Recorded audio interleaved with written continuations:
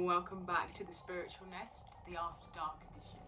On today's video we're going to be looking into the negative energies and how to recognise them.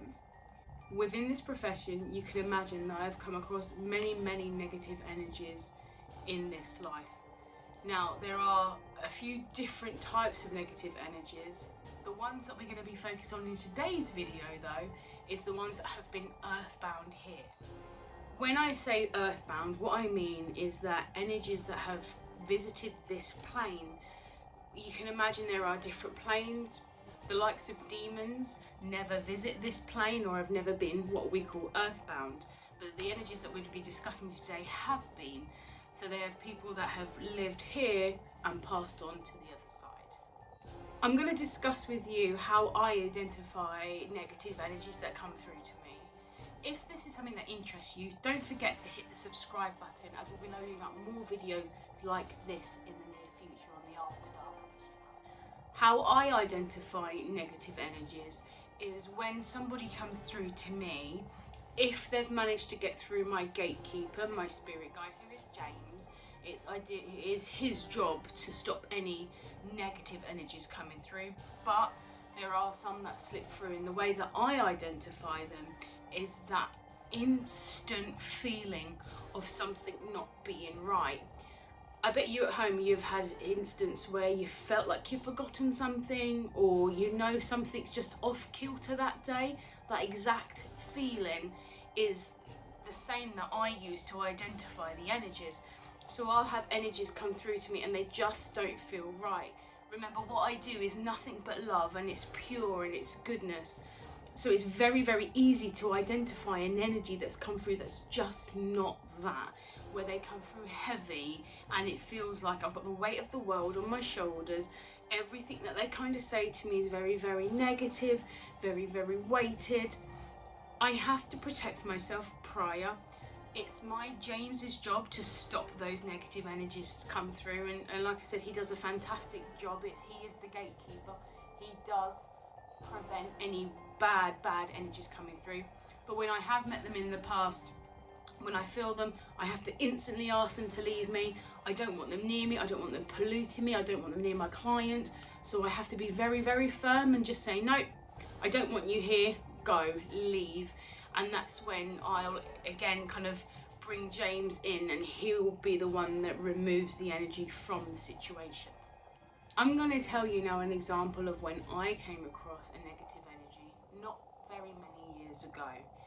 We were on holiday in Brazil visiting my in-laws, and there is a castle. This castle isn't what you think it is, and there's no spooky bats flying the turrets or anything like this. To me and you, we would kind of call it more of a manor house. And this house wasn't very old, but it was down a very old dusty dirt track, and there was nobody around. You can Google this castle, and it's called Castelo El Dorado, and it's very remote.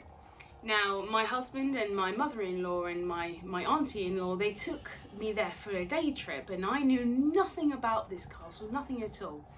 As we were driving down the dirt road, and it was a beautiful sunny day, the mood around it very quickly changed, and the closer we got to the castle, it felt this very heavy, weighted feeling. We were very blessed. The family that still lived there welcomed us in and said, have a little look around, again knowing nothing about this place. As I walked through the halls of this castle, the further up I got, the heavier this feeling was, and we went into a couple of rooms, and the energy there, you could just cut it with a knife. It was so heavy.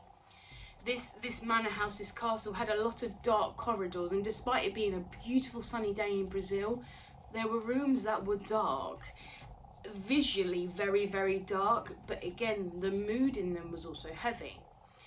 Now, as I was walking around, my husband was speaking to his mum in Portuguese, which I'm not very good at, so I didn't really understand what was being said.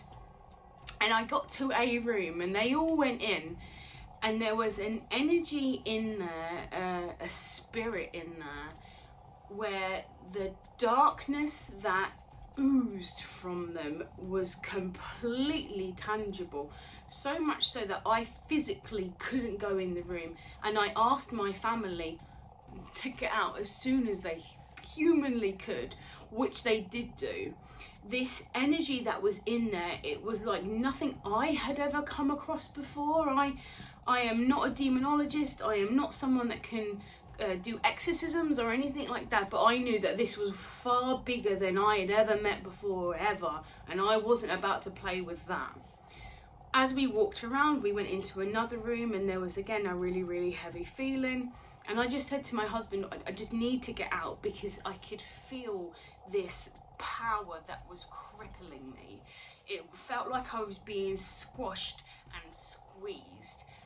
When we finally got out and we were walking around the castle grounds, which felt a little bit safer, and when I say safe, we weren't in any peril or anything like that, it was more my psyche felt it was being attacked, is when my husband told me that there are rumours that Hitler had built this castle and Hitler had stayed at this castle, and the energy that had formed onto it was crystal clear. The negativity I felt in this place I have never felt before, and I pray I will never feel ever again. It is not somewhere I'd go back. So that evil energy had gripped its claws on this house, and it was very, very tangible and very evident that that place was a place of horror.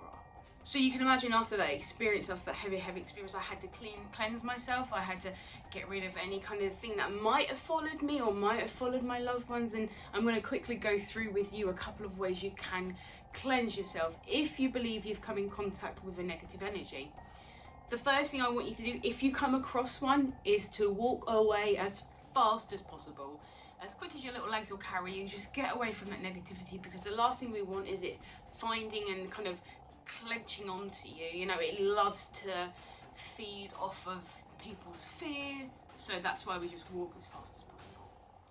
Something else that you can do to cleanse yourself, I'm a strong believer in the power of crystals as well. Tiger's Eye is an amazing protective crystal to have. You can wear it on a chain or in your pocket. I have myself and a lot of my clients, we have multiple pieces, whether they're in our handbags or in our bras or, like I said, in your pockets. There's just something to keep you protected. Something else that you can do is meditation. If you don't know where to start on meditation, we've got another video that talks about the beginning, how to step into the world of meditation, which would be worth a watch. So to cleanse yourself that way, and to cleanse your third eye, and just put out to the universe. For religious people, it would be prayers. For people who are spiritual, it's manifestation. For psychics, it's just a protective cloak that we put on ourselves, and we just say, I will not have any negative energies attaching itself to me. I am clean, I am pure. Anyone that is around me, leave me. Meditation is great. Salt is a great little tool for any baby witches to protect yourself as well from any negative energy. I always say a circle around where you sleep, or a line across your doorway and your windows, is a great protection against any negative energies. If you've enjoyed today's video, don't forget to subscribe. Hit the like button if you've enjoyed today's video, and don't forget to switch on the bell so you're the first in the know when a new video is uploaded. Have a beautiful day or night, no matter where you are.